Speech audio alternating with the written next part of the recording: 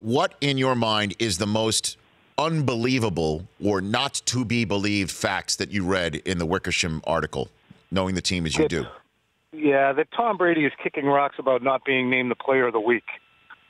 That jumped off the page to me. But, there's plenty in there, and I wrote about it exactly a week ago, that is spot on. There's a level of tension and uncertainty in Foxborough that is fairly unprecedented. And it's an amalgamation of things, Rich.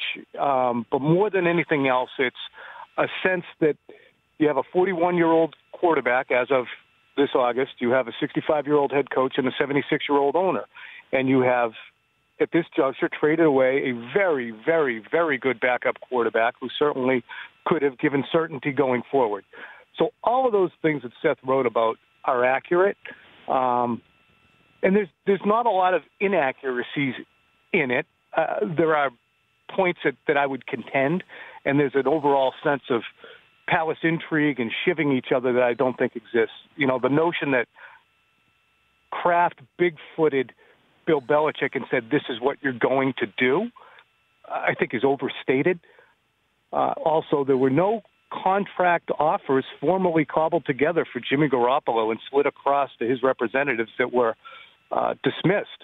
The fact is, they knew Jimmy wanted to play. They didn't even get to the point where they were making contract offers. If they spitballed about what a contract would look like, that's one thing. But they knew he wasn't hanging around for a bridge contract, certainly not for $7 million less than the franchise tag, which the Patriots would have to apply to him.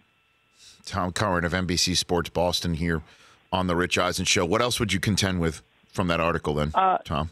I would just say that there was never an instance from the reporting I've done, Rich, where Robert Kraft went to Bill Belichick and said, you have to trade Jimmy, nor was Tom Brady behind a move to do that.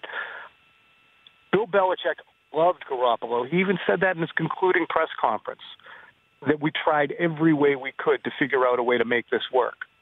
But in the end, franchising, a bridge contract, those two things wouldn't work, A, for the team, B, for Garoppolo.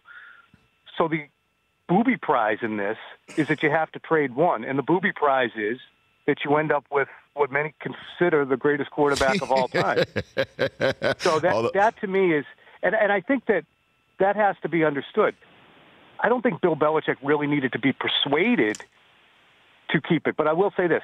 When he references, Rich, that it was a complex situation, I think that alludes to the acknowledgement that, look, this is not Lawyer Malloy, and it's not Rodney Harrison or Logan Mankins or Richard Seymour. This is a guy who still plays at an MVP level that we owe a lot to. Maybe we don't go out to dinner all the time, but yeah, I don't think I can trade him either. The Rich Eisen Show, weekdays at noon Eastern on Audience.